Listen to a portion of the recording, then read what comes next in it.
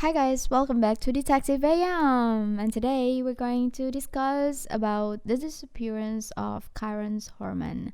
So if you guys still new to this channel, if you guys still don't know about this case, I am very much welcoming you all to listen to this story. So without further ado, let's just jump in. Kyron Richard Horman is an American boy who was disappeared from Skyline Elementary School in Portland, Oregon on June 4, 2010, after attending a science fair. Local and state police, along with the FBI, conducted an exhaustive search for Horman and launched a criminal investigations but have not uncovered any information regarding the child's whereabouts. His disappearance sparked the largest criminal investigations in Oregon history. Kyron Richard Horman was born on September 9, 2002 in Portland, Oregon to Desiree Young and Kane Horman, an engineer for Intel. Desiree and Kane Horman divorced 8 months into her pregnancy with Kyron, with Desiree citing irreconcilable differences. The two had been granted shared custody of Kyron until 2004, but when Desiree was diagnosed with kidney failure that required extensive medical intervention, Kane took over full custody. Notwithstanding this fact, Desiree still remained an active part of Kyron's upbringing. In 2007, Kane married Terry Moulton, a substitute teacher originally from Roseburg, Oregon. Kane became romantically involved with Terry since 2001 when he and Desiree were in the midst of divorcing. Kane and Terry married in 2007 while in Kauai, and in December 2008, Terry gave a birth to a daughter named Kiara. Meanwhile, Kyron was a student at Skyline Elementary School near Forest Park. On the day of the disappearance, June 4, 2010, Kyron was taken to school by his stepmother, Terry, who then stayed with him while he attended a science fair. Terry stated that she left the school at around 8:45 a.m. and that she last remembered seeing Kyron walking down the hall to his first class. However, he was never seen in his first class, a math class, and was instead marked as absent that day. Terry's statement to the police indicate that after leaving the school at 8:45 a.m., she ran errands at 2 different Fred Meyer grocery stores until about 10:10 a.m. Between then and 11:39 a.m., Terry stated that she was driving her daughter around town in an attempt to use the motions of the vehicle to soothe the toddler's earache. Terry said that she then went to a local gym and worked out until about 12:40 p.m. By 1:21 p.m., she had arrived home and posted photos of Kyron at the science fair on Facebook. At 3:30 p.m., Terry and her husband Kane walked with their daughter Kiara to the bus stop to meet Kyron. The bus driver told them that the boy had not boarded the bus after school, however, and to call the school to ask his whereabouts. Terry did so, only to be informed by the school secretary that as far as anyone there knew, Kyron had not been at school since early that day and that he had accordingly been marked absent. Realizing that the boy was missing, the secretary called 911. The initial search efforts for Kyron were extensive and primarily focused on 2-mile or 3.2-kilometer radius around Skyline Elementary and on Sauvie Island, approximately 6 miles away. Law enforcement did not disclose their reasons for searching this area where they did, which included a search of the Sauvie Island Bridge. On June 9, 2010, the Horman family, who had initially refused to speak with the media, released a statement to the press. It was written, quote, "Kyron's family would like to thank people for support and interest in finding their son. The outpouring of support and continued efforts strengthen their hope. We need for folks to continue to assist us in our goal. Please search your properties, cars, outbuildings, sheds. Also check with neighbors and friends who may be on vacations or may need assistance in searching. There are a lot of resources here to help you search, so please don't stop. It is obviously a difficult time and they want to speak to the public so you can hear it from the Kyron's family as they come together to share their message. Their objective is to keep the focus on Kyron and not about anything else." End quote. On June 12, around 300 trained rescuers were on the ground searching wooded areas near Skyline Elementary.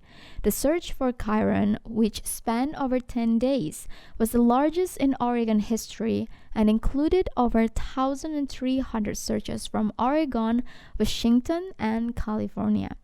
A reward posted for information leading to the discovery of Kyron, which was initially $25,000, expanded to $50,000 in late July 2010. For the legal proceedings, in late June 2010, in the midst of the investigation into Kyron's disappearance, Kyron Horman was reportedly told by the investigators that Terry had offered their landscaper, Rodolfo Sanchez, a lot of money to kill her husband. Sanchez testified in the depositions that Terry approached him to help kill her husband in January 2010, 5 months before Kyron's disappearance, but when Terry's attorney, Stephen House, asked if Terry asked him to kill her husband, he said no. Investigators convinced Sanchez to confront Terry while wearing a wire, but they were unable to obtain any evidence and could not make an arrest. On June 28, Kyron filed for divorce and obtained a restraining order against Terry.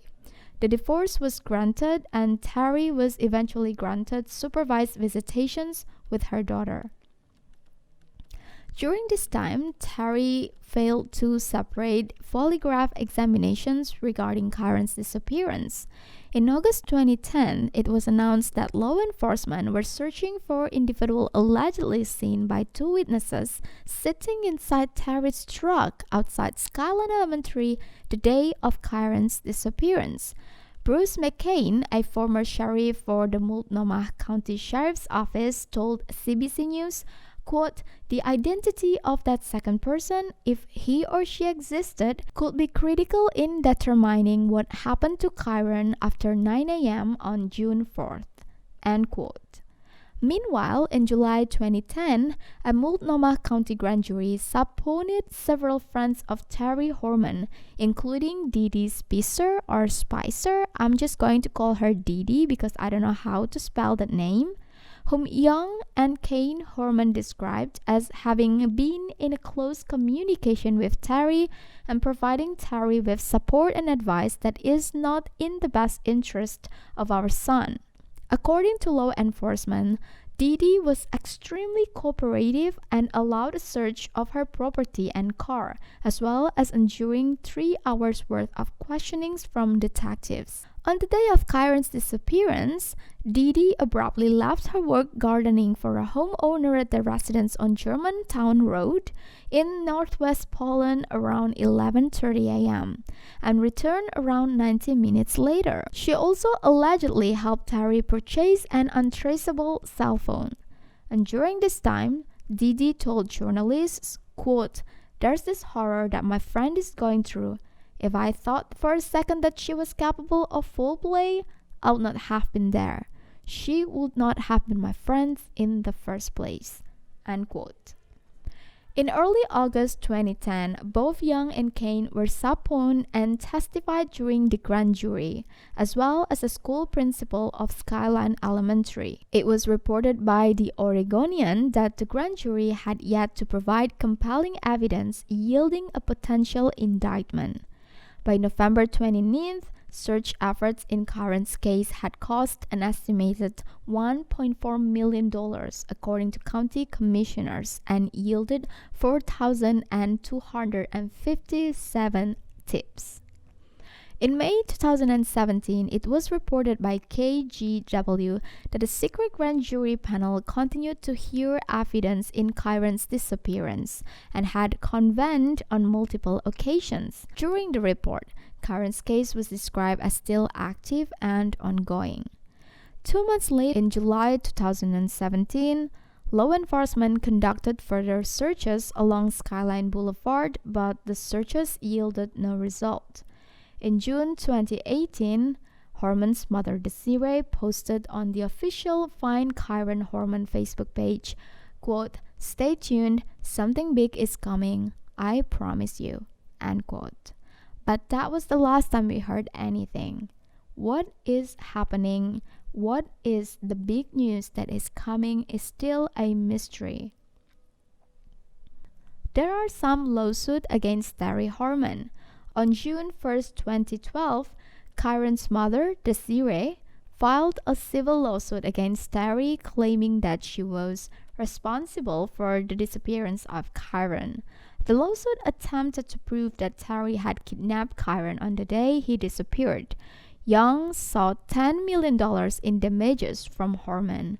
On August 15, 2012, a federal court judge denied motions by Terry to delay the lawsuit.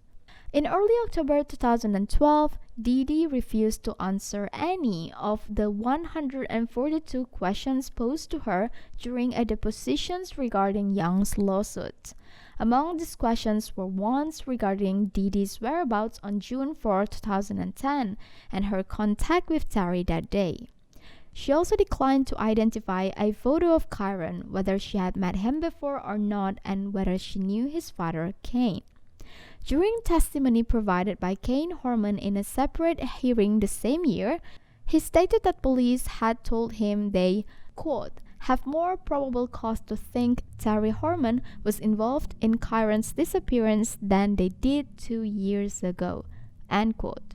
On July 30, 2013, it was announced that Young had dropped the lawsuit against Terry so as not to interfere with the ongoing police investigation. Terry Horman appeared as a guest on Dr. Phil in 2016, during which she told Phil McGraw, quote, "I was advised from the beginning by law enforcement, by my husband at the time, by attorneys in the beginning not to say anything.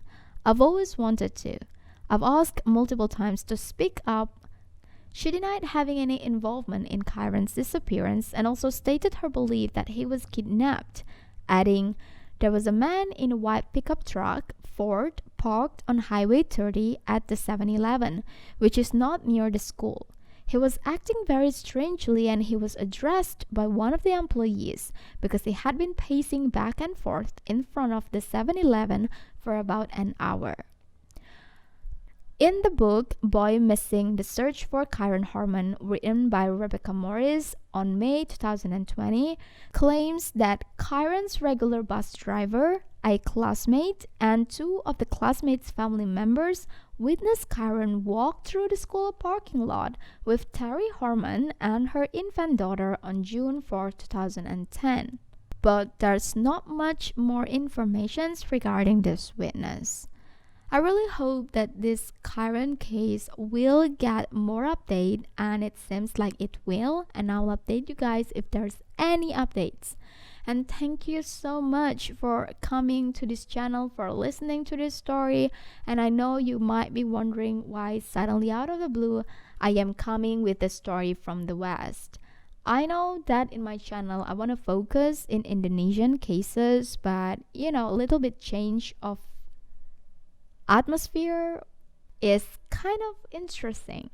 And also I'm interested in hearing your opinion about this case, what you guys think about this, what's your opinion, and do you think Terry Horman has something to do with this case? What's your suspicions about this case? I really want to know, and I hope we can discuss more in the comment sections below.